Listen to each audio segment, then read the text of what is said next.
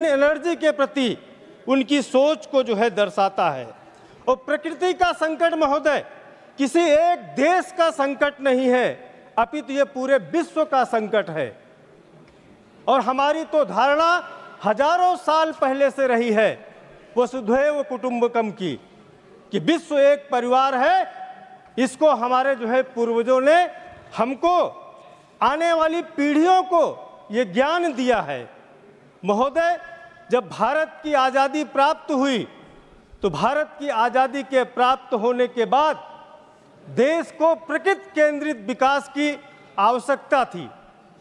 जिस तरफ सरकारों का ध्यान जाना चाहिए था, भारत को भारत के नजरिए से सोचने की आवश्यकता थी, उस समय की सरकारों ने भारत को अमेरिका और इंग्लैंड बनाने का सपना दिखाया, जबकि ये भारत सुदूर गांव के क्षेत्र में बसता था। उस गांव में रहने वाला जो किसान था, उस गांव में रहने वाला जो मजदूर था, जो नौजवान था, उसके दिशा में सोचने की आवश्यकता थी देश की आज़ादी के बाद से ही। महोदय, हमारे यहाँ तो प्रकृति ने हमको जीवन में सब कुछ सिखाया है। उस समय की सरकारों ने प्रकृति से ही ज्ञान ले लिया होता। जल देवता थे, पवन बिजली की चिंता करते उनसे। पवन देवता थे, पवन चक्की की चिंता करते। और तो और महोदय, सूर्य देवता थे, उनसे ही कुछ शिक्षा ग्रहण कर लिए होते, लेकिन उन्होंने इस तरफ ध्यान नहीं दिया महोदय। क्यों? क्योंकि उनकी दृष्टि में गांव का गरीब नहीं था, गांव का किसान नहीं था, गांव का नौजवान नहीं था। और माननीय देश के यशस्वी प्रधानमंत्री जी ने सर्वांगीण विकास की जो उन्होंने परिकल्पना किया था, जिस दिन मर्यादा पुरुषोत्तम भगवान श्री राम का मंदिर बन रहा था और बनने के बाद जब उद्घाटन का दिन आया, उसी दिन प्रधानमंत्री नरेंद्र मोदी जी ने पीएम सूर्य घर योजना को लॉन्च किया, क्योंकि उनकी दृष्टि में किसान भी था, गरीब भी था, नौजवान भी था।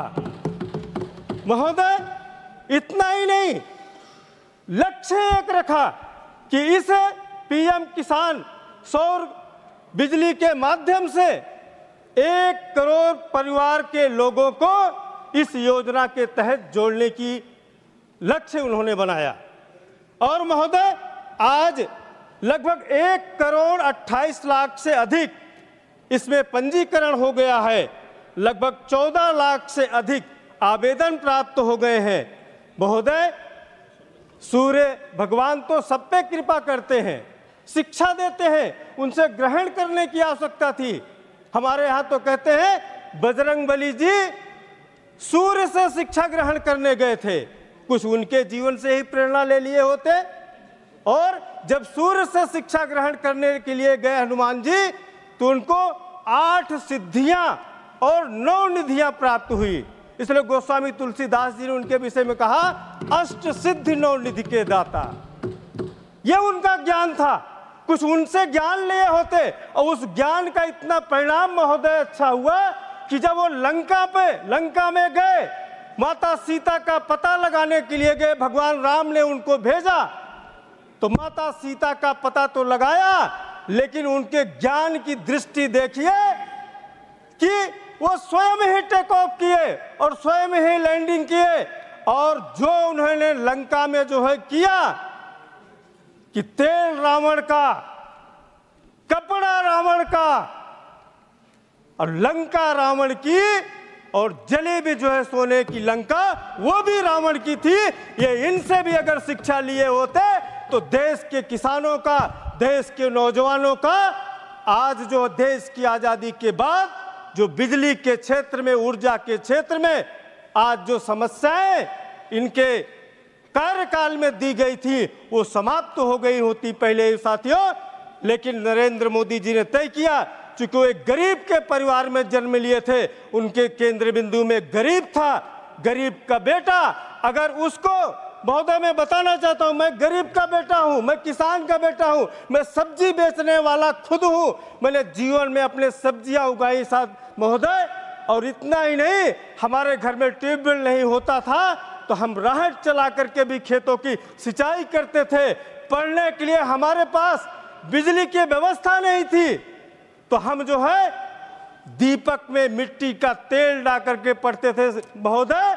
और इतना ही नहीं, आज मेरी आंखों में जो चश्मा लगा है उसका कोई अगर जो है दोषी है महोदय तो इस सत्ता पर राज करने वाले देश की आजादी के बाद ऐसे परिवार के लोगों के कारण है महोदय। और इतना ही महोदय, हमारे जो है देश के यशस्वी प्रधानमंत्री जी ने जब पीएम सूर्य घर की योजना का जो है लॉन्च किया तो आज पीएम सूर्य घर योजना इतना व्यापक होगा। पीएम सूर्य ऊर्जा का उदय और भारत का उदय, ये दोनों एक साथ हो करके रहेगा।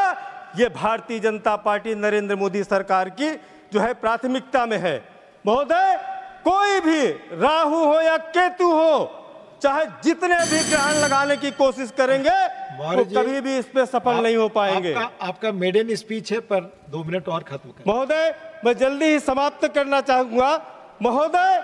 जो मोदी जी ने लक्ष्य तय किया है, जो मोदी जी का लक्ष्य है हरित भारत, स्वस्थ भारत, स्वच्छ भारत, समृद्ध भारत, ये विकसित भारत, इस विकसित भारत की कल्पना जो मोदी जी ने तय किया था, उन्होंने कहा था कि ये लक्ष्य देश के सब नौजवानों को, किसानों को, मजदूरों को, माताओं को, बहनों को तय करना है अपने जीवन में। वो लक्ष्य कैसा होगा आने वाले समय में कि पूर्ण प्रखरतम उज्ज्वल रविशम, विकसित राष्ट्र साकार प्रकट हो, सुखी सबल समरस भारत हो, एक दिशा में हो प्रयासरत, राष्ट्र समूचा चले विजय पथ, जग में गूंजे जय जय भारत, जग में गूंजे जय जय भारत। बहुत बहुत धन्यवाद महोदय।